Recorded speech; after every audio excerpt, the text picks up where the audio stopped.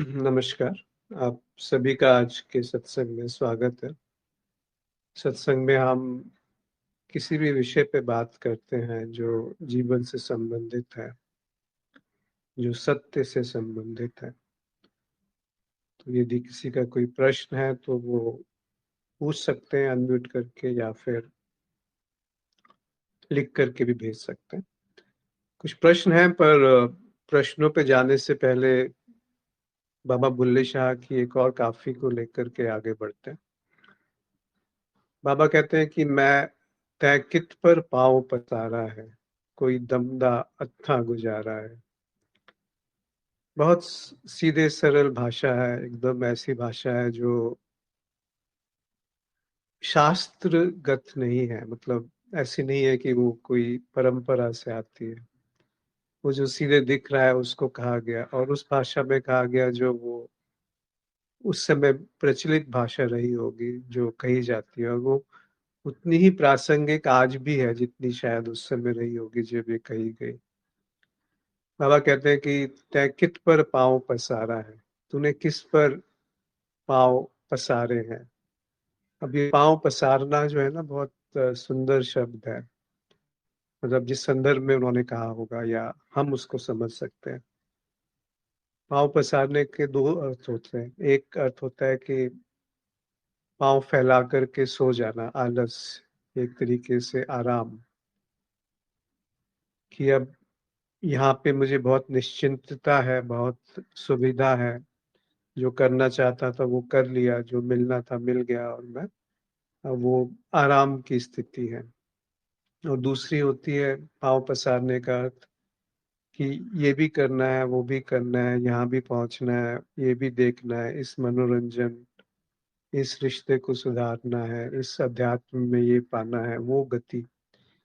यहाँ पर संसार में भी बहुत कुछ करना है और अध्यात्म में भी बहुत कुछ करना है। तो बहुत जगह हमने अपने पाँव फैला रखे हैं, पाँव पसारे हुए, पर वो उसकी मौलिक बात पर चोट करते हैं जब बुल्ले शाह कह रहे हैं कि ते कित पर पाँव पसारा है, तूने किस धरातल पे पाँव पसारा है। चाहे वो आराम हो या कुछ करने की गति हो।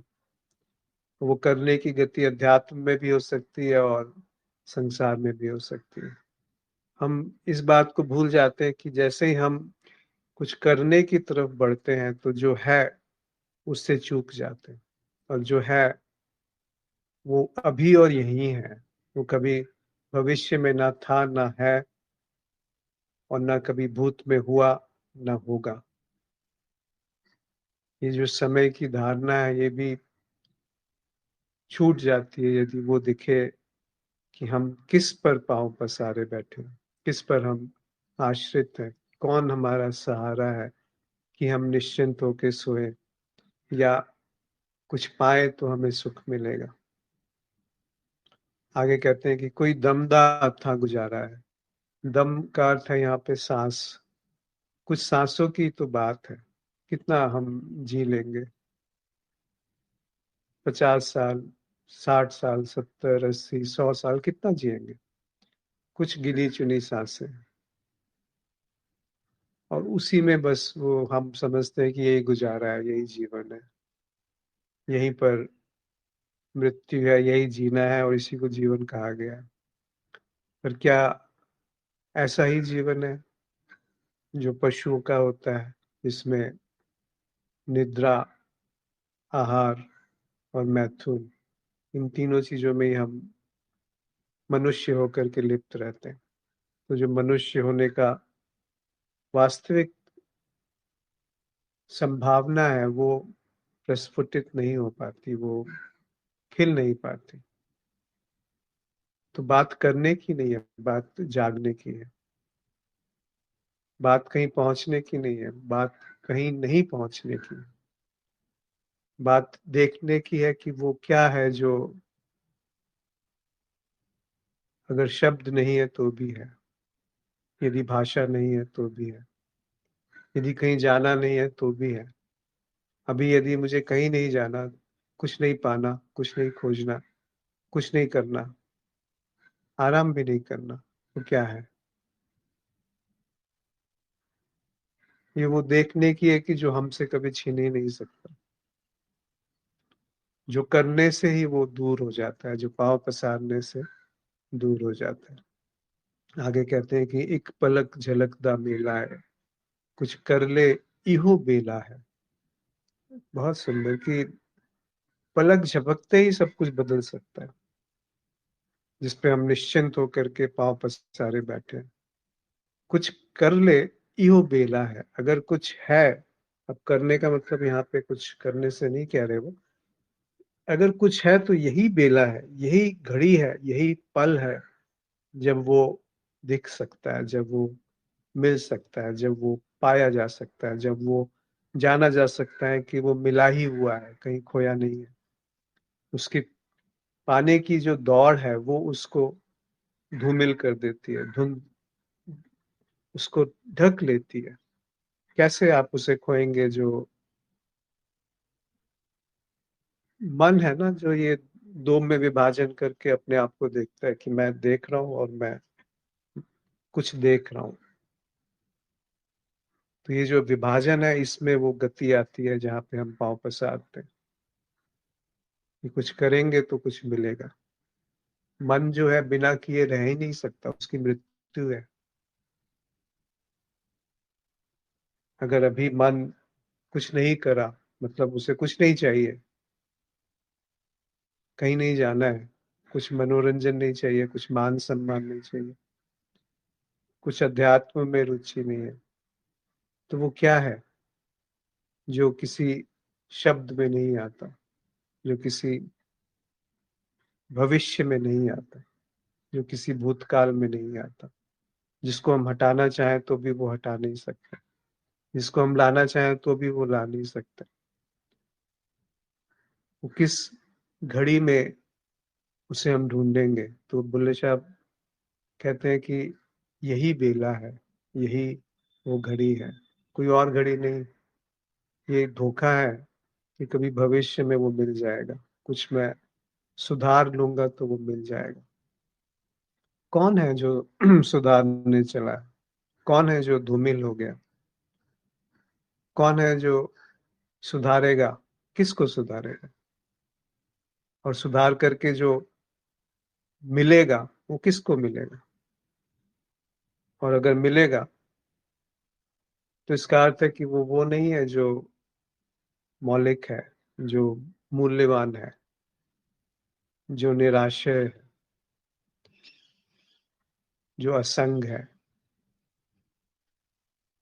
तो ये कहीं ऐसा तो नहीं, ये पूरा का पूरा दौड़ भाग ही एक झूठ है, जो पाने की चाह है वही एक बड़ा धोखा निर्मित कर देती। एक घड़ी गनीमत दिहाड़ा है, ते कित पर पांव पसारा है। एक घड़ी, एक पल की हम कीमत नहीं समझते, एक पल ही हमें मिला हुआ है।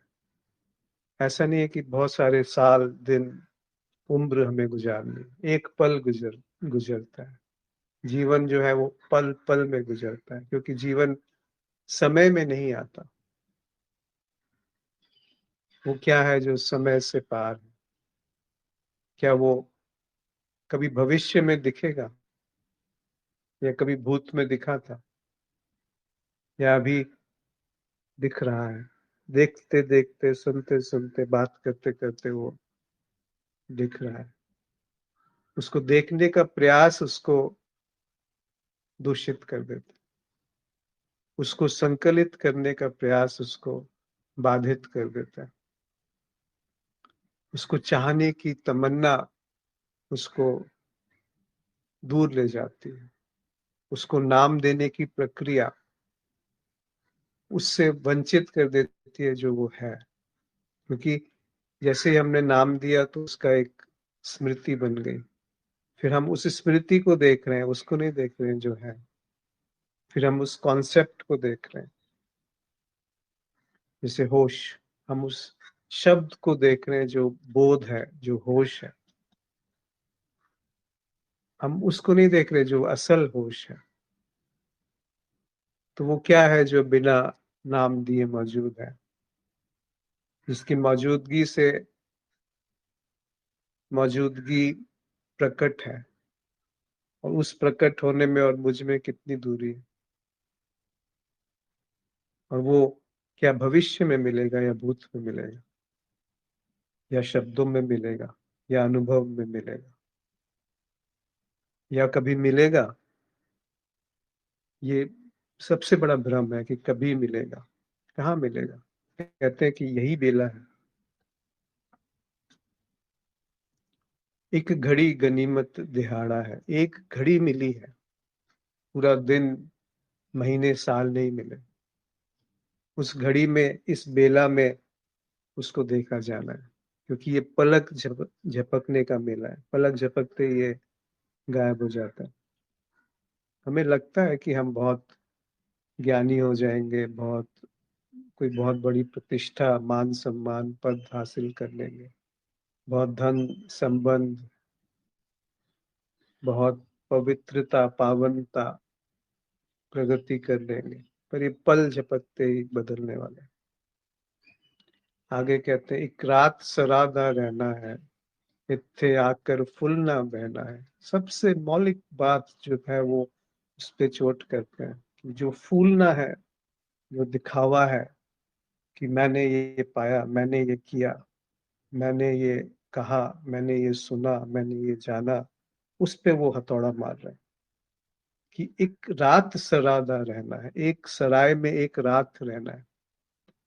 जैसे हम आज के संदर्भ में कहेंगे तो आप किसी जगह टूर पे गए और वहां पे एक होटल में रुके, ताज में रुके, 15,000 रुपये एक रात के रुकने के दिए, और अगले दिन कहते हैं कि मैं इस होटल का मालिक हूँ, तो वो मारेंगे पकड़ के आप। 15,000 में आपने होटल खरीद लिया। कहने का अर्थ है कि एक सराय, एक, ये जो शरीर है, ये जो मन है, ये एक सराय की तरह है। इसमें थोड़ा समय व्यतीत करना है। हम इसी को अपना घर समझ बैठते हैं। हम समझते हैं कि हम इसके मालिक हैं, इस शरीर के, इस मन के, इन विचारों के। अगले क्षण क्या विचार आना है उसका हमें पता है। अगले 5 मिनट बाद क्या विचार आएगा मैं जानता हूँ, जान सकता हूँ। तो ये जो विचार है, क्या ये मेरा है? कौन है जो अपने आप को विचार से अलग करके कहता है कि ये बड़ा शुभ विचार है या अशुभ विचार है? एक सराय है, एक होटल है, एक रात उसमें बितानी है। हम होटल में जाते हैं तो वहां सब कुछ व्यवस्थित थोड़ी करने लगते हैं जैसे घर में व्यवस्थित होता है कि ये टेबल यहाँ नहीं होनी चाहिए, उसको हटा करके सिरहाने के पास रख दो। ऐसा नहीं करते। ये सराय है, असली घर कोई और है। और वो कोई और है, ये कल्पना से ही वो असली घर छूट जाता है, टूट जाता है। कल सुबह दा कूच नगारा है, कल शब्दा कूच नगारा है। ते कित पर पांव पसारा है, किस पे हमने पांव टिकाए हुए? एक नगाड़े में, एक शोर गुल के साथ हमें यहाँ से विदा कर दिया जाएगा। विदा होना पड़ेगा।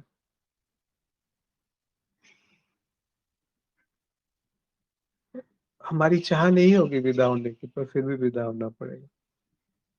कबीर साहब कहते हैं कि जिस मरण से सब डरे, सो मेरो आनंद, कब मरूं कब पाई हूँ पूरन परम आनंद। हम जिसको मरना समझते हैं ना, वो यदि जबरदस्ती का मरना है, पकड़ करके आप कोई शरीर से निकाला जा रहा है और आपकी चाह है एक और रहने की, तो फिर वो नगाड़ा है, एक शोर है। वो मरना क्या है? ये तो सीधी सी बात है कि वो शरीर के मरने की बात नहीं कह रहा। वो मरना क्या है? जिसमें कोई चाह नहीं है, जिसमें पांव पसारना नहीं है, जिसमें कहीं जाना नहीं है, जिसमें कहीं आराम भी नहीं है। पूरी त्वरा है कि वो अभी मिले, और पूरी धैर्य है कि वो कभी ना मिले। वो है मरना। ये नहीं कि वो कुछ करने से मिलेगा, और ये भी नहीं कि कुछ नहीं करेंगे तो वो छूट जाएगा। वो क्या है जो करने से निराला है, न्यारा है। वो क्या है जो पाने से न्यारा है। वो क्या है जो छूटने से न्यारा है। सवाल हम खुद से पूछें तो दिखेगा कि एक दिन, कल, कल मतलब समय की बात है, तो वो इस पल भी वो यहीं पर मरना संभव है, जहाँ कोई शोर नहीं है, जहाँ कुछ संभव नहीं है। कहाँ से हम कूचेंगे, कहाँ हम, क्या हम छोड़ के जाएंगे? अपना नाम छोड़ के जाएंगे, अपनी चिन्ह छोड़ के जाएंगे? फिर तो वो आना जाना लगा रहेगा। आगे बुल्ले साहब कहते हैं कि तू ओस मकानो आया है, इत्थे आदम बन समाइया है। तू किसी और जगह को बिलोंग करता है, तू किसी और घर का मालिक है। ये सराय तेरा घर नहीं है। अब जैसे ये बात कही गई तो हम समझते हैं कि कुछ और है जो कभी और भविष्य में मिलेगा, या हम कुछ और है जिसको छोड़ करके इस तरफ आए हैं। फिर हम उनकी बात को पकड़ नहीं पाए। कहने का अर्थ है कि जिसको हम समझ रहे हैं, जिस सराय को हम अपना घर मान रहे हैं, बस आंख खुलने की देर है, इस बेला में वो दिखता है कि ये सराय है, ये घर नहीं है।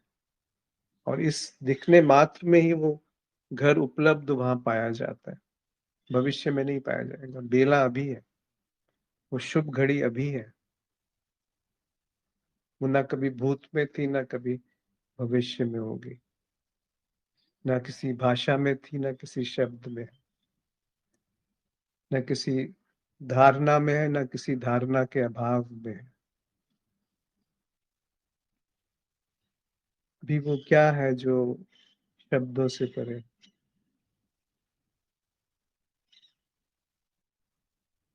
इत्थु आदम बन समाइया है। आदम, हमने अपने आप को कोई मनुष्य समझ लिया, आदमी समझ लिया, औरत समझ लिया, कोई जीव समझ लिया, कोई जीने और मरने वाला समझ लिया, कोई ज्ञानी या भक्त समझ लिया, या पापी या पुण्यात्मा समझ लिया, कोई व्यक्तित्व समझ लिया, साधारण या विशेष,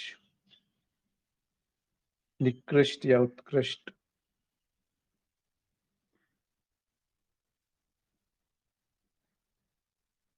और वो समझ करके पूरा दुख जो है, अपने जो असली घर है उसको हम भूल गए। उन छड़ महफिल मजलस कोई कारा है, ते कित कित पर पांव पसारा है। यहाँ हमने महफिल सजा रखी है। किसकी महफिल? संबंधों की महफिल, अपने मान सम्मान की महफिल, पद प्रतिष्ठा की महफिल, पैसे की महफिल, त्याग की महफिल, पाने की महफिल, अध्यात्म की महफिल, संसार की महफिल। किस किस महफिल को हम सजाए बैठे हैं? बुल्ले शाह कहते हैं कि उन छड़ मजलस मतलब महफिल कोई कारा है, उस बेकार है, उसमें कोई अर्थ नहीं है किसी भी महफिल में। क्योंकि वो सारी महफिल पे कित पर पांव पसारा है। वो महफिलें किस पे सजी है? क्या आधार है उन महफिलों का? मन ना। तो वो कहते हैं कि जो मन है वो, तुम अपने आप को मान के बैठे हो कि मैं मन हूं, जबकि तुम्हारा मकान कुछ और है, तुम्हारा घर कहीं और है। अंत में जो कहेंगे वो फिर सारी बात को समेट लेगा कि बुल्ला शाह, ये भ्रम तुम्हारा है, सिर चुकिया पर्वत भारा है। ये सिर्फ तुम्हारा भ्रम है, कोरी कल्पना है।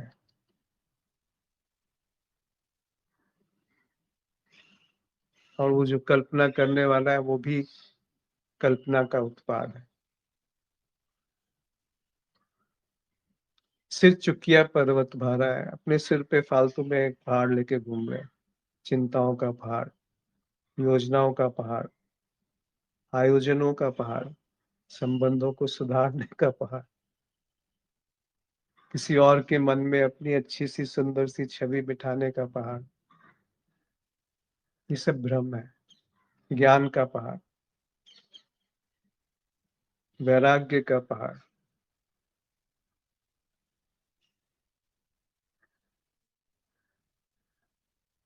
भी सब कहते हैं कि ये सब है तो जो राम है वो उनसे दूर रह जाता है। राम रहे उन्हूं ते न्यारा। किन से न्यारा रह जाता है? जो तप करते हैं, जो भक्ति करते हैं, जो आध्यात्मिक है। जो सांसारिक है उनसे तो न्यारा रहता ही है। जो समझते हैं कि वो भक्त है, ज्ञानी है, ध्यानी है, उनसे भी न्यारा रह जाता है। क्यों? क्योंकि बात एक पल की है। कहे कबीर एक टकसारा है, एक चुटकी भर की बात।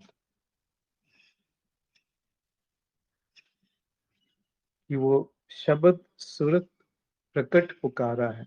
मतलब वो जो शब्द है, वो सुरती जो है वो उन उसमें समाई हुई है, जो कहीं से कुछ पाने की उम्मीद जब छूट जाती है। अगर अभी मुझे कुछ नहीं पाना है, कुछ नहीं करना है, कुछ नहीं चाहना है, कहीं नहीं पहुंचना है, तो क्या है? क्या वो पहले से मिला हुआ नहीं है? वो है टकसारा। इसी पल वो मिला हुआ है, यही वो बेला है।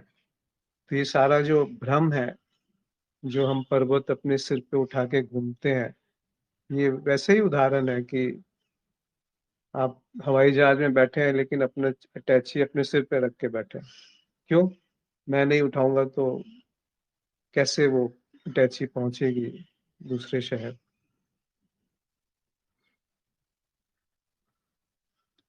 हम क्या करते हैं? अटैची ऊपर रख देते हैं ना, सिर पे थोड़ी रखते हैं। हम समझेंगे मूर्ख है सिर पे अटैची रख के बैठा हुआ है। हम भी वैसे ही हैं। इतने पर्वत उठा के हम घूमते हैं। मानसिक पर्वत, साइकोलॉजिकल पर्वत। वो जो चाह है कि ये संबंध बहुत रंगीन, रसीला हो जाए। और वो जो नैसर्गिक संबंध है उसका क्या?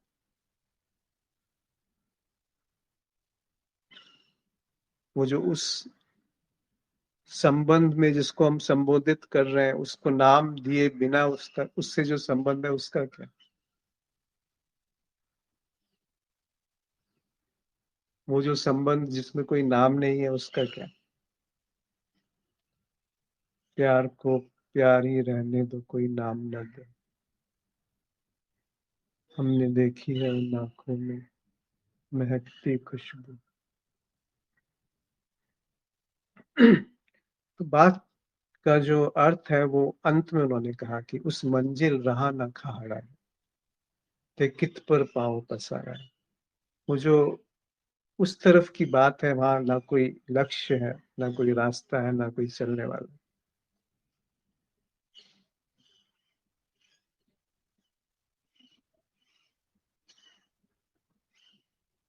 ना कोई मंजिल है, ना कोई राह है, ना कोई राही है। अब बताओ, कहाँ जाओगे? किस जगह पाँव पसारोगे? क्या छूट गया पाँव पसारने के लिए? मतलब किस जगह हम आराम करेंगे, या किस चीज को हम कुछ करके वो पाएंगे जो पहले से मिला हुआ है? कहीं ऐसा तो नहीं इस करने की चाह में, इस आराम की चाह में, इस मनोरंजन की चाह में, या इस निद्रा की चाह में वो छूट जाता है जो पहले से ही, ऐसा भ्रम हो जाता है कि वो छूट गया जो मिला ही हुआ था। बहुत मेहनत करी और पता चला कि मैं कहीं गया ही नहीं, कुछ हुआ ही नहीं, कुछ किया ही नहीं, कुछ पाया ही नहीं। पूछिए उनसे जो, जिनको हम अपना नायक समझते हैं, हीरो समझते हैं। जाके बैठिए उनके पास। क्या मिला जीवन से? क्या मिला उसको पाके जो हम सपने देखते हैं पाने का? अगर वो ऑनेस्ट है, अगर वो ईमानदार है तो कहेगा कुछ नहीं मिला, बल्कि झंझट झंझट मिला। क्यों? क्योंकि शुरुआत ही गलत थी। हम घर में हैं और भाग रहे हैं 100 मीटर की रेस, तो वो घर से हमें मैराथन भाग रहे हैं, तो क्या वो घर में बैठ और जाना चाहते हैं घर, वो घर में बैठे और भाग रहे हैं मैराथन घर छोड़ करके। अर्थ है कि उसको देखो जहाँ ना कोई राह है, ना कोई मंजिल है, ना कोई चलने वाला है।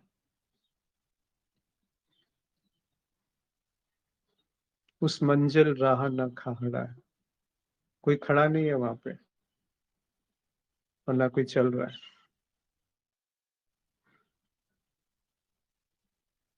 ना कोई लक्ष्य है, ना कोई रास्ता है। क्यों? क्योंकि वो पहले से मिला हुआ है। ये भ्रम है कि उसको पाना है, और उसके पाने के भ्रम में उससे छूट जाना है, उससे विलग हो जाना है, उससे दूर हो जाना है। इतनी सी बात। ये पर्वत जो हमने अपने सिर पे रखा हुआ है, धारण किया हुआ है, फेंक दो उसको उठा के। ऐसे फेंको कि कोई फेंकने वाला ना रहे। और जो फेंका जा सकता है बस, वो कभी तुम्हारा था ही नहीं। जो छीना जा सकता है वो तुम्हारा कैसे हो सकता है? ऐसा क्या है जो छीना नहीं जा सकता? नाम मत दो उसको। जैसे नाम दोगे तो फिर वो ज्ञान हो जाएगा, एक भार हो जाएगा। फिर वो उस भार की कल्पना है, वो उस होश की कल्पना है, वो होश नहीं है।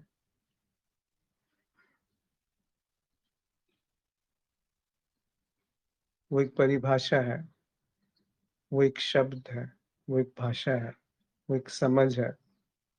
वो नहीं है जो असल है। क्योंकि असल जो है वो यात्रा में नहीं है। असल जो है वो मंजिल में नहीं है। असल जो है वो चलने में नहीं है। इसका अर्थ ये नहीं कि असल जो है वो रुकने में है। असल जो है वो मंजिल का त्याग करने में है। या असल वो है जिसमें कोई राह नहीं है। बात को बिल्कुल सही तरीके से समझ लो कि जो भी ये मंजिल, रास्ता और चलने वाला है, इसके प्रति जागने में, और वो जागना अभी घटता है।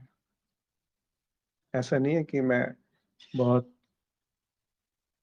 अपने आप में सुधार करूंगा, बहुत पुण्य आत्मा बन जाऊंगा तब वो जागना और अच्छा घटेगा।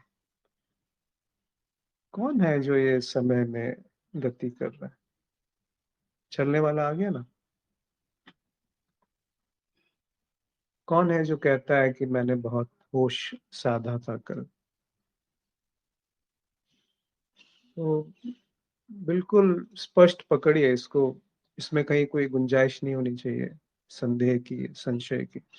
है तो इस पे संवाद कर सकते हैं। उस संवाद से स्पष्ट नहीं होगा, पर फिर भी यदि कुछ है कि ये बेला दिख जाए, तो हो सकता है कुछ घटे वहां पे। एक दो प्रश्न है, उनको भी सब ले लेते हैं। तो बाबा साहब बुल्ले शाह बड़ा सुंदर रूप से अभिव्यक्त किया। क्या इससे सरल भाषा में कहेंगे? उस मंजिल राह न खाड़ा है, ना कोई मंजिल है, ना रास्ता है, ना कोई चलने वाला है। सब मन का भ्रम है। अपने सिर पे हमने भार रखा है कि हम वही मन जो संसार में कहीं का चेयरमैन बनना चाहता है, वही मन अध्यात्म में एक बड़ा गुरु बनना चाहता है, या समाधि पाना चाहता है, या मोक्ष पाना चाहता है। कैसे संभव? जहाँ ना कोई मंजिल है, ना कोई राह है, ना कोई चलने वाला है। वो बेला अभी है। ये देखना कि ये सराय है, ये उस तरफ का मकान नहीं है। तो ओसो मकान आया है। तो मकान उस तरफ कि जैसे बात कही, उस मकान की बात कही, तो एक कल्पना कर लेगा मन की, अच्छा मकान बड़ा आलीशान है,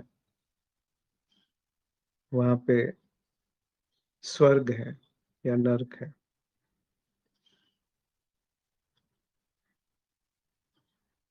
वहां अमृत के झरने बहते हैं। एक कल्पना हो गई, कोरी कपाल कल्पना।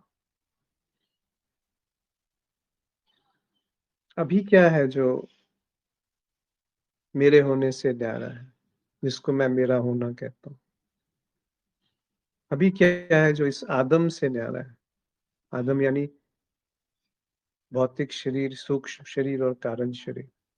ये मत कहिए कि वो होश है, वो अनुभव करता है, साक्षी है, अस्तित्व है, ब्रह्म है। ये सब शब्द है, अज्ञेय है, शून्य है। इन सब शब्दों के बिना वो क्या है जो भी है? इस भाषा के बिना वो क्या है जो भी है?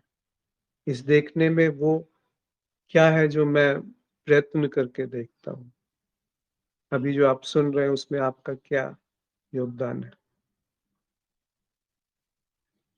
सुनने मात्र में, दिखने मात्र में।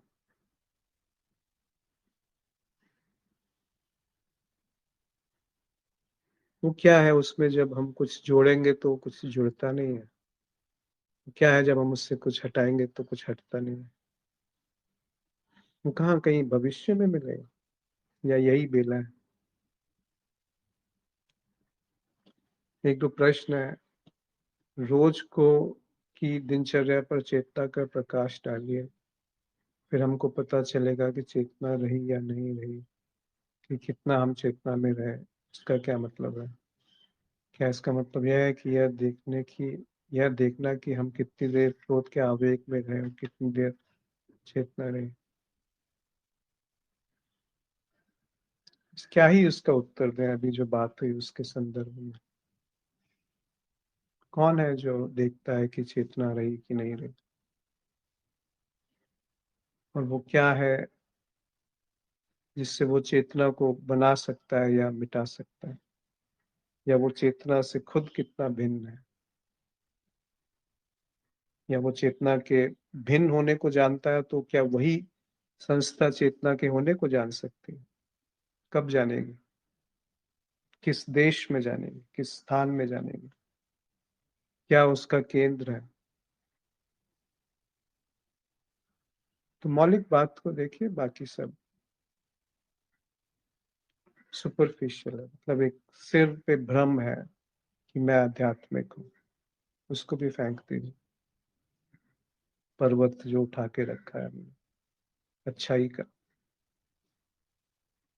मैं साक्षी हूँ, मैं अनुभव करता हूँ, मैं दृष्टा हूँ, यह तो एक विचार मात्र है। और विचार तो चित्त ही करता है, तो इसको अनुभवकर्ता का ज्ञान कैसे कहेंगे?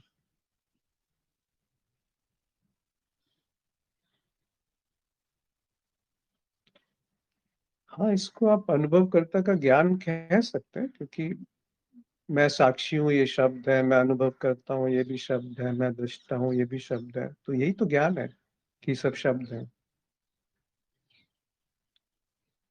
जो ये है, क्या ये शब्द के मोहताज हैं? क्या अनुभवकर्ता का ज्ञान अनुभवकर्ता के अलग होके हो सकता है? क्या ज्ञान होने के लिए दो होना आवश्यक नहीं है? क्या ज्ञान होने के लिए शब्दों की स्मृति की आवश्यकता नहीं है? तो ये तो ज्ञान ही है ना कि मैं अनुभव करता हूँ, पर क्या वो सत्य है? कैसे आप बयान करोगे कि वो सत्य है?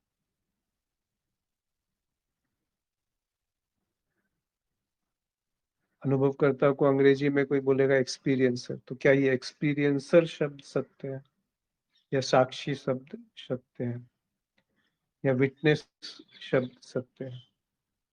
किसी और भाषा में कोई और शब्द होगा? कौन सा शब्द सत्य है?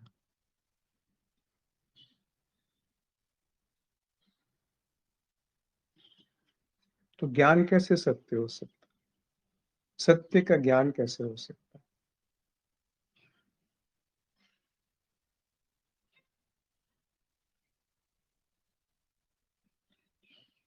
किसको होगा ज्ञान सबको। तो बड़ी सुंदर सी आज की काफी है बाबा बुल्ले शाह की, किते कित पर पाँव पसारा है, कोई दमदा अथा गुजारा है, एक पलक झलकदा मेला है, कुछ कर ले ई बेला है, एक घड़ी गनीमत दिहाड़ा है, ते कित पर पाँव पसारा है, एक रात सरादा रहना है, एक था आकर फुल ना बहना है, कल सबदा कूच नकारा है, ते कित पर पाँव पसारा है, तू ओस मकानो आया है, इत्ते आदम बन समाया है, उन छड़ मजलिस कोई कारा है, ते कित पर पाँव पसारा है, बुल्ले शाह ये भरम तुम्हारा है, सिर चुकिया पर्वत भारा है, उस मंजिल रहा न आहार खाहड़ा है, ते कित पर पाँव पसारा है। हम देखें अपने आप को, दूसरे को नहीं, कि मेरे पाँव कहाँ पसरे हो, किस परिभाषा में पसरे हो, किस चाह में पसरे हो, किस समय में पसरे हो,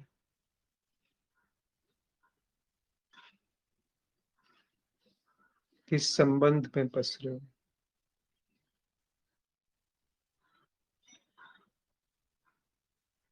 किस सिद्धांत में पसरे हो, किस धर्म में पसरे हो,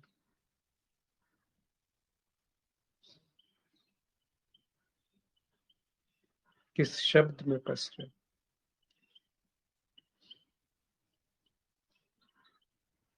भीष्म नारायण जी ने लिखा है, ना तुमको कुछ जानना है, ना कुछ पाना है और ना कुछ करना है। इस स्थिति को जैसे पाना चाहते हो पा लो, वही स्थिति अभी है, स्वीकार कर लो। जी।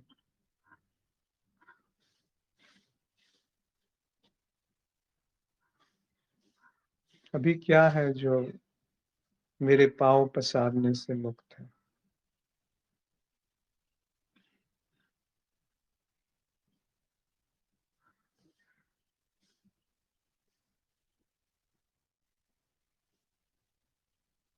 वो जो धरातल है जिस पे पांव पसारे बैठे हैं, किसका धरातल है, कैसा धरातल। बिना शब्द के वो धरातल कहाँ है, बिना भाषा के वो धरातल कहाँ है, बिना भूत और भविष्य के वो धरातल कहाँ है।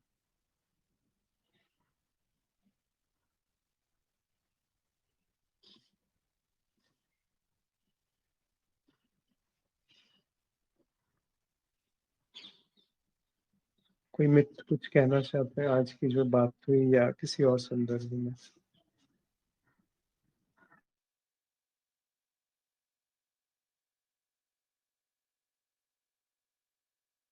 मेरा सुझाव है कि यदि कोई मित्र अभी जुड़ना चाहते हैं, अनम्यूट करके कहें, सीधे सीधे संवाद करते हैं कि क्या है जहाँ पे हम अटके हुए हैं। बिल्कुल निष्पक्ष संवाद। क्या कोई परिभाषा हमारा अटकाव है, क्या कोई संबंध हमारा अटकाव है,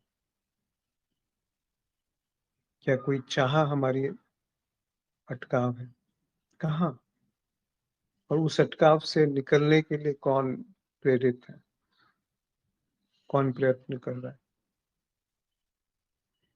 और क्या करके वो उससे मुक्त होगा, और क्या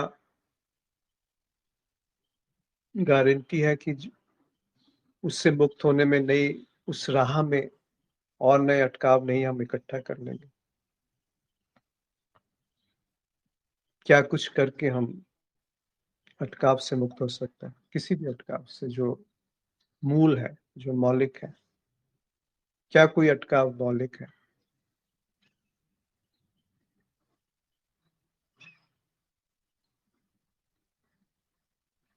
क्या कोई बंधन मौलिक है।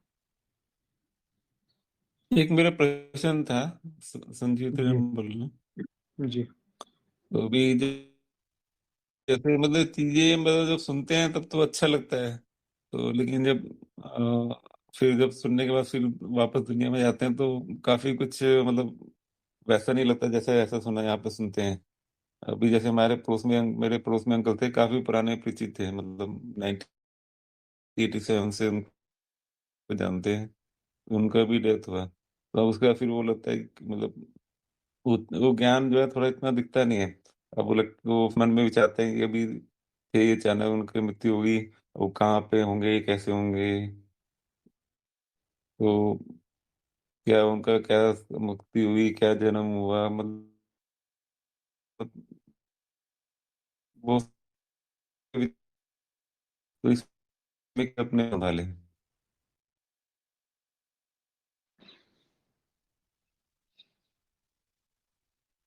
उनको छोड़िए जिनकी मृत्यु हुई। आपने जो पहली बात कही उस पर थोड़ी देर रुकते हैं कि यहाँ सुनते हैं तो समझ में आता है, सही लगता है, लेकिन थोड़ी दूर जाते हैं तो वो छूट जाता है ना। आप हाँ जवाब जी, दे हाँ जी, सकते हैं, ऐसा है। तो वो क्या है जो हाँ जी, हाँ जी, हाँ जी। उस उसकी उसकी आशा करता है कि वो बना रहे जो यहाँ सुना जा रहा है। उसके लिए आप क्या कर सकते हैं, उसको जानने के लिए, देखने के लिए, या टिकाए रखने के लिए कि जो यहाँ अभी सुना जा रहा है वो बना रहे।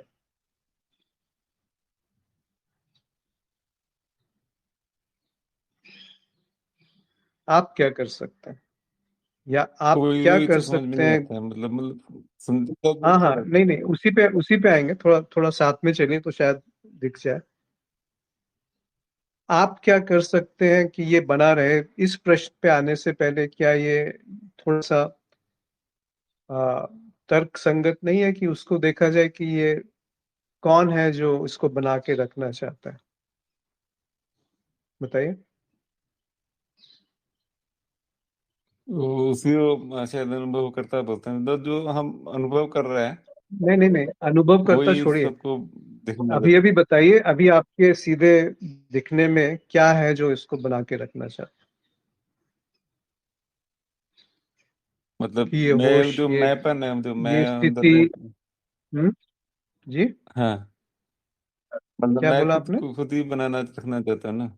हाँ, ये खुद क्या है, मैं वही तो। मतलब जो जब तक देख आप उसको नहीं जांचोगे तो खुद जो चीज बनाना चाहता है उस पे आप कैसे टिक पाओगे। समझे इस बात को। वो खुद क्या है जिसको हाँ बिना जी, किसी जी। परिभाषा के, शब्द के, भविष्य के, भूत के, वो खुद क्या है जिसको आप खुद कह रहे हो। क्या इन सब के अभाव में वो समाप्त हो जाता है,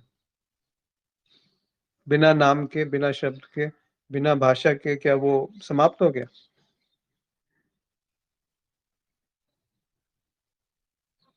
समाप्त तो नहीं होता है। तो ये कौन जान रहा है कि वो समाप्त नहीं होता।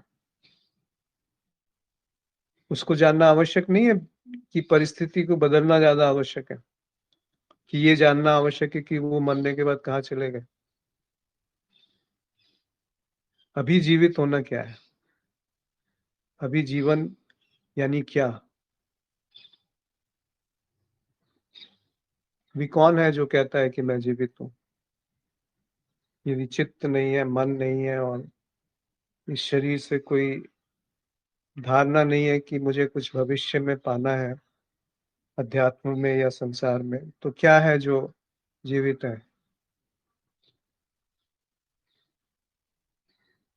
जिसे ज्ञान से कोई आस नहीं है, वो कौन है कोई अभी। मतलब जो सबको देख रहा है।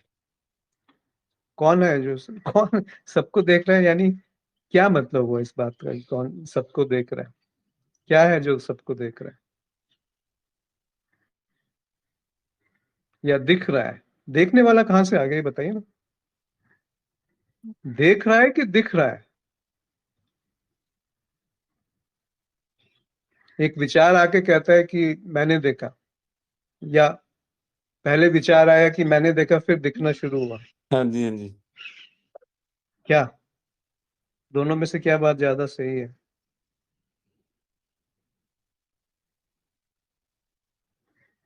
मैं अपनी बात स्पष्ट कर पाया? पहले मतलब विचार आया विचार कि मैंने देखा है, कि पहले दिखना जरूरी है, शुरू हुआ क्योंकि फिर अगर आप विचार आया विचार कि नहीं मैंने रहे कि देखा? मैं देख रहा हूँ।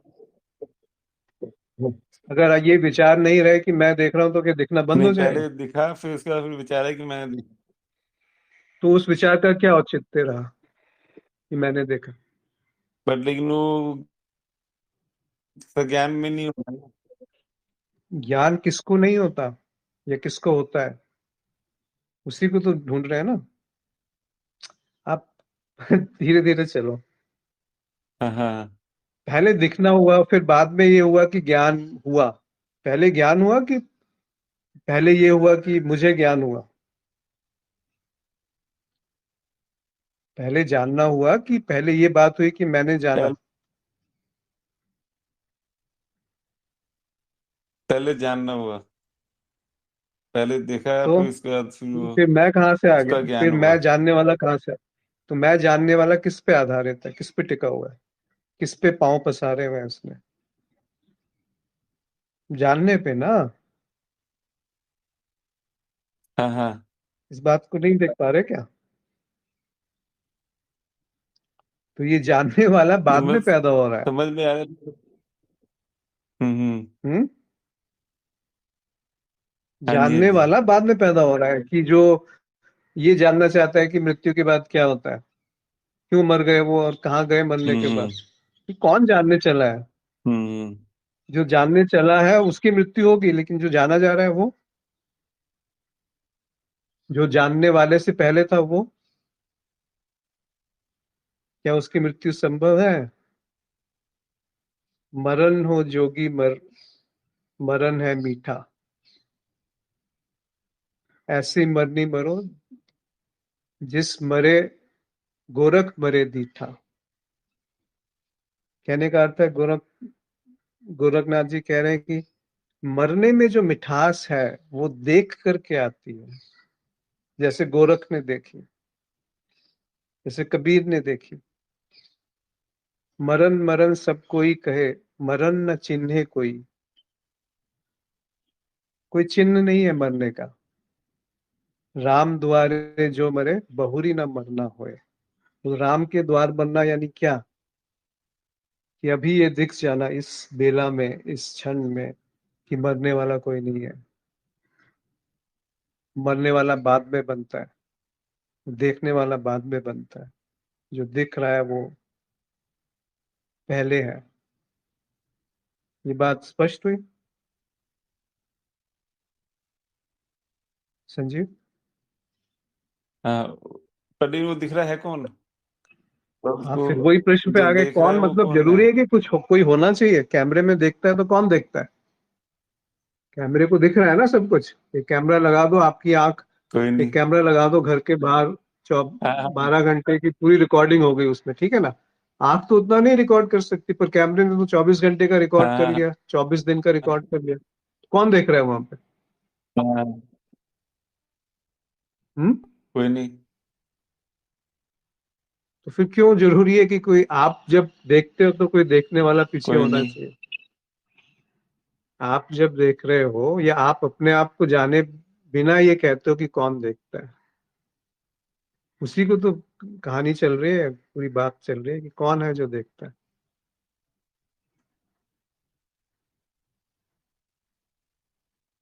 क्या कोई होना जरूरी है दिखने वाले के लिए? ये कहाँ से मान्यता आ गई कि कोई देखने वाला होना ही चाहिए, करने वाला होना ही चाहिए, तभी तो मैं खाना कमा पाऊंगा, रोटी कमा पाऊंगा? ये बात ही गलत है ना। देखो खुद, नहीं तो देख लिया तो शुभ है, नहीं देखा तो भी शुभ है। उसमें कुछ सही गलत नहीं है। बात पकड़ में आई या और चर्चा की जाए इसी पे?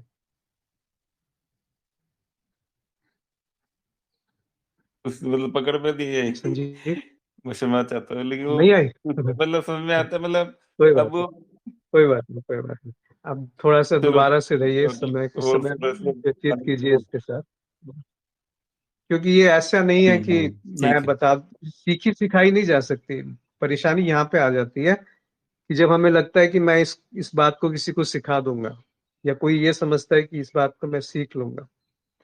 तर्क से आप कितना भी प्रयास कर लीजिए, वो तर्क को पकड़ के बैठ जाएगा। फिर ये नहीं देखेगा कि वो क्या है जो तर्क को पकड़ रहा है।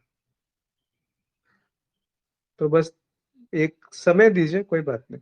अगर अभी वो बात क्लिक हुई तब भी शुभ है, नहीं क्लिक हुई तब भी शुभ है। कोई ठीक है, बात नहीं। बहुत बहुत धन्यवाद। ज्यादा बुद्धि को परेशान मत कीजिए। बुद्धि को थोड़ा रेस्ट करने दीजिए। ये देखिए कि आपके पाँव कहाँ पस रहे हैं, कहाँ पर हमने अपने पाँव फैलाए हुए हैं। जब कोई मंजिल नहीं है, जब कोई राह नहीं है, जब कोई राही नहीं है, कोई चलने वाला नहीं है, किस मंजिल को हम पाना चाहते हैं? कौन है जो उस मंजिल पे को पाना चाहता है, और कौन से रास्ता है जिससे वो उसको पा लेगा? जो पहले ही पाया हुआ है उसको कैसे पाया जाएगा? कोई कहे कि मैं संजीव हूँ, फिर वो कहे कि मैं आदमी बनना चाहता हूँ। वो पहले से ही आदमी है, वो नाम है संजीव, तो उपाधि है एक। अब वो उपाधि कैसे आदमी बनेगी? इसी तरह से हम सारी उपाधियों को सत्य मान लेते हैं कि मैं पति हूँ, पत्नी हूँ, दोस्त हूँ, गुरु हूँ, शिष्य हूँ, ज्ञानी हूँ, भक्त हूँ, संसारी हूँ, आध्यात्मिक हूँ। ये नहीं देखते कि वो मौलिक क्या है जिस पे ये सारी उपाधियां टिकी हुई हैं। क्या उसको पाने के लिए हमें किसी उपाधि का सहारा लेना पड़ेगा, या बस दिखना मात्र है कि ये सारी उपाधियां हैं? ये शरीर, भौतिक शरीर, सूक्ष्म शरीर, कारण शरीर, ये मन, बुद्धि, स्मृति, ये ज्ञान, ये अज्ञान, ये साधना, ये ध्यान, ये तप, ये त्याग, ये सब उपाधियां हैं।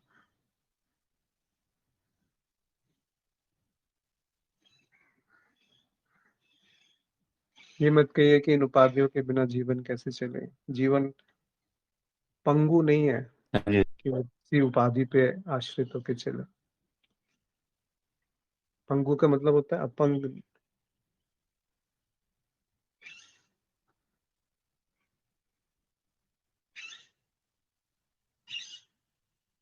किसी पे आश्रित नहीं है। एक अष्टावक गीता में एक श्लोक है, निसंगो निष्क्रिय असि त्वम स्व प्रकाशो निरंजना अयमे भी ते बंध समाधि अनुतिष्ठति। निसंग क्या है? हम नहीं जान सकते निसंग क्या है। हम निसंग शब्द जान सकते हैं, पर उसका मर्म नहीं जान सकते। निष्क्रिय क्या है हम नहीं जान सकते। निष्क्रिय क्या है? निसंग निष्क्रिय असि त्वम स्व प्रकाशो निरंजना। तुम हम ये नहीं जान सकते कि स्व प्रकाशित क्या है। सूरज स्व प्रकाशित नहीं है, पृथ्वी स्व प्रकाशित नहीं है, चंद्रमा चंद्र स्व प्रकाशित नहीं है, ये शरीर स्व प्रकाशित नहीं है। स्व प्रकाशित मतलब जिसका कोई कारण नहीं है, जिसका कोई आधार नहीं है, जिसका कोई आश्रय नहीं है, वो खुद प्रकाशित। निरंजन क्या है? जिसमें अंजन नहीं लग सकता, जिसमें कालिख नहीं लग सकती। प्रकाश में कालिख लगा के दिखाओ, नहीं लगेगी। पर वो प्रकाश जो हाँ जी। स्व प्रकाशित है उसमें कालिख कैसे लगेगी?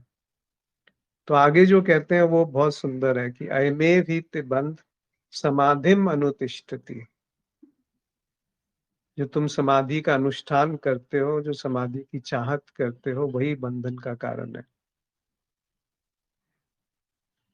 ये जो भलाई का भ्रम सिर के ऊपर रखा रखा है, अच्छाई का, तप का, साधना का, समाधि का, ये नहीं कह रहा कि कहा जा रहा है कि इन सब का कोई अर्थ नहीं है, कि इसका बुराई करना शुरू कर दो, अध्यात्म से दूर भाग जाओ। वो मर्म को समझो कि जो संसारी है वो तो गर्त में जा ही रहा है। जो समझता है कि जो आध्यात्मिक है वो और गहरे गड्ढे में जा रहा है, क्योंकि उस अहंकार को जानना, पहचानना और तोड़ना लगभग असंभव हो जाता है। जो संसारी है वो तो थोड़ा डरेगा कि मैंने गलत किया, ऐसा नहीं करना चाहिए था। आध्यात्मिक को कोई ऐसा वो नहीं होता कि मैंने कुछ अच्छा किया, मैं तो बहुत अच्छा कर रहा हूँ। पर भाई साहब कौन है जो अच्छा कर रहा है?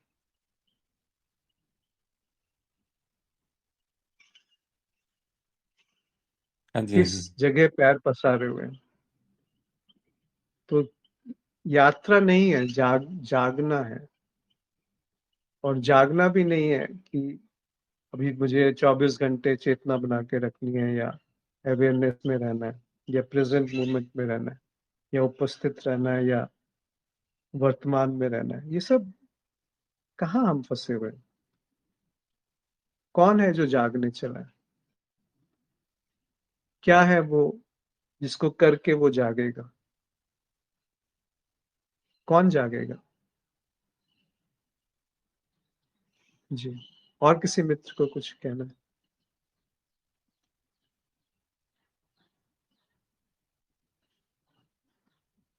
इस तरह से जी मैं संवाद में थोड़ा गहराई उतरती है कि कोई अपने जीवन से संबंधित बात कहे, और अपने बिना किसी लाग लपेट के कि ये बात सही है या इसको कौन देखेगा। अरे कोई नहीं है दूसरा देखने वाला। कोई जो देखेगा उसको देखने दो। तो जो जीवन है ना, वहीं से प्रश्न पूछा जाए। जी, कोई कुछ कह रहे थे शायद। हाँ, मैं संजीव जी से बात करना चाह रहा था थोड़ा, यदि आप जी अनुमति दें। जी जी जी, बिल्कुल। जैसे कि संजीव जी सुन रहे हैं आप मुझे? हाँ जी, हाँ जी। आपका प्रश्न ये था कि वो संबंधी चला गया और तो वो कहाँ गया, ऐसा प्रश्न उठा। तो स्वाभाविक है, ये बहुत सुंदर है कि प्रश्न वहां पर उठता है, लेकिन फिर हम उस खोज पर नहीं जाते। तो ये तो शुभ है ना कि आप के अंदर ये प्रश्न उठा, और ये ईमानदारी भी है आपके अंदर कि आपने अश्विन जी को सुना। और यहाँ तो वो सब बातें सब समझ में आ रही हैं, लेकिन बाद में जीवन में फिर वो ये बातें फिर विस्मृत हो जाती हैं, फिर कुछ दूसरा आरोपित हो जाता है। ये आपका प्रश्न हाँ है। जी, हाँ जी। तो अब हम पहले ही प्रश्न पे आते हैं कि संबंधी तो गया, क्या आपने कभी ये ध्यान दिया कि आप भी गए, और कब कब गए? ऐसा कोई ध्यान है आपके उसमें कि आप भी जाते हो? विचार करिए कि आप जाते नहीं। हो कि नहीं जाते हो। अच्छा, आपका बचपन आप गया कि नहीं गया? वो जो छोटा बच्चा था वो कहाँ गया?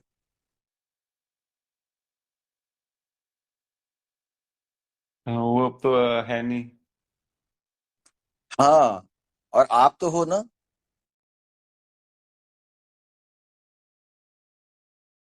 छोटा बच्चा चला गया, फिर भी हाँ आप जी, हो। इस पर विचार करिए ना, यहाँ पर ठहरिए कि वो छोटा बच्चा कहाँ गया। छोटा बच्चा था, ये तो पक्की बात है ना संजीव जी। हाँ, हाँ, ये हाँ। ये बात तो पक्की है ना कि छोटा बच्चा था। और ये बात भी पक्की है कि वो चला गया। हाँ और जी, हाँ कहाँ जी। गया? अब आप देखिए, अभी तो यदि आप ये समझ रहे हैं कि हाँ, ये शरीर मन जान रहा है तो उस बच्चे को, जो अगर शरीर मन जान रहा होता तो बच्चे के साथ चला गया होता। लेकिन शरीर मन तो नहीं जान रहा है, जान तो कुछ और रहा है, बच्चा चला भी गया और आप फिर भी हो। एक हाँ, बात हाँ, तो हाँ, ये, आप हाँ, इस पे पूरी निष्ठा इसमें लगाइए कि वो बच्चा, आप वो संबंधी को भूल जाइए। संबंधी गया है तो मैं भी चला गया जो पहले मैं बच्चा था। और अगर वो बच्चा जो तथाकथित शरीर है संबंधी का, यदि वो चला गया, उसकी स्मृति भी मेरे अनुसार चली गई, तो अगर शरीर मन चला गया, तो वो जो मेरा शरीर मन गया, तथाकथित बच्चा, तथाकथित मेरा, और तो वो गया तो वो हाँ, कहाँ हाँ, गया? हाँ, और अगर वो जान रहा होता, शरीर मन जान रहा होता, तो फिर तो वो भी चला गया होता। एक बात ये, हाँ इस जी। पर इस पर आपको अब इसका इसका उत्तर नहीं है मेरे पास, आपको ही खोजना पड़ेगा। अब दूसरी बात, आपके घर में रेडियो होगा। हाँ जी। अब रेडियो जब टूट जाता है तो गीत बजना बंद हो जाता है। तो आप अब हाँ जी। आपका संबंधी चला गया और रेडियो चला गया, तो रेडियो चला हाँ गया तो हाँ क्या गीत चला गया? दूसरा रेडियो लाएंगे तो वही गीत बजेगा नहीं जो पुराने वाले में बजाते थे।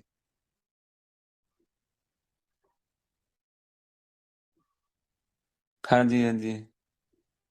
हाँ, तो वो अब ये मैं भेद यहाँ पर जानिए कि शरीर अर्थात क्या, और वो शरीर से जो अभिव्यक्त होता है वह अर्थात क्या, इस पर दृष्टि ले जाइए। कि रेडियो चला गया लेकिन वो जो गीत, वो जो रेडियो तरंगे हैं वो कहीं नहीं गई, वो समाचार कहीं नहीं गए, है ना, जो भी उससे व्यक्त होता था वो कहीं नहीं गए।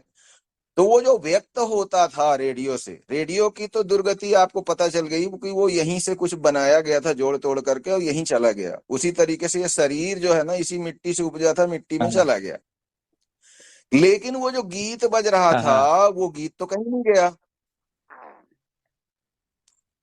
तो वो गीत क्या है? अब उस गीत को भी हाँ खोजिए जी। कि हाँ वो जी। गीत क्या कहीं जाता है क्या, और वो गीत है क्या। तो दो प्रश्न आपने दो प्रश्न पूछे, तो आपके अनुसंधान के लिए अब दो प्रश्न हैं कि वो बच्चा गया तो कहाँ गया, और वो गीत क्या है जो हाँ जी। किसी बच्चे से या उस संबंधी से जो बजता था। अब इन दो प्रश्नों का अनुसंधान आप स्वयं करिए। जी।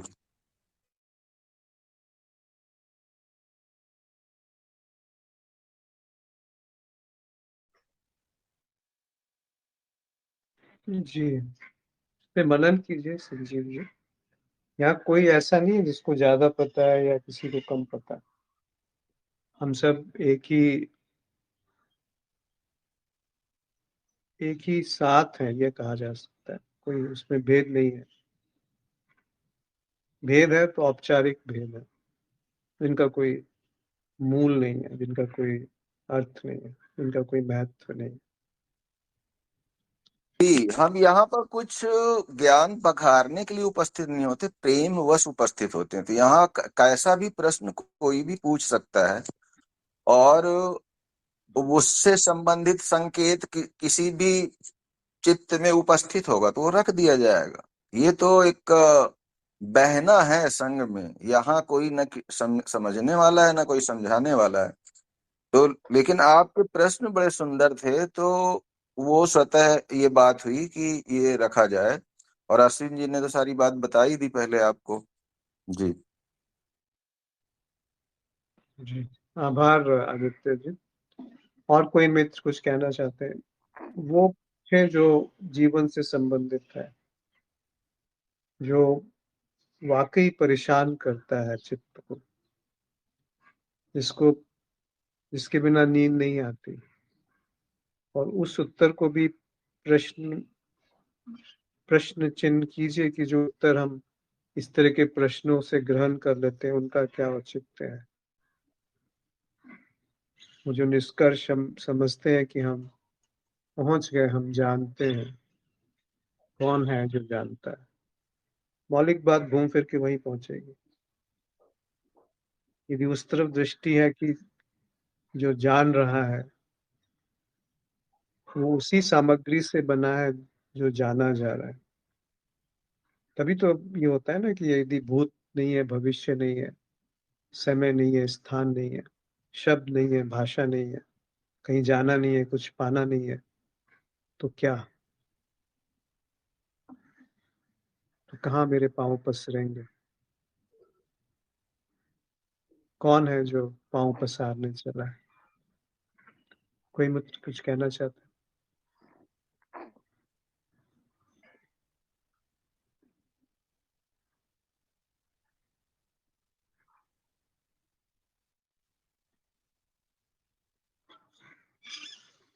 तो आज इसी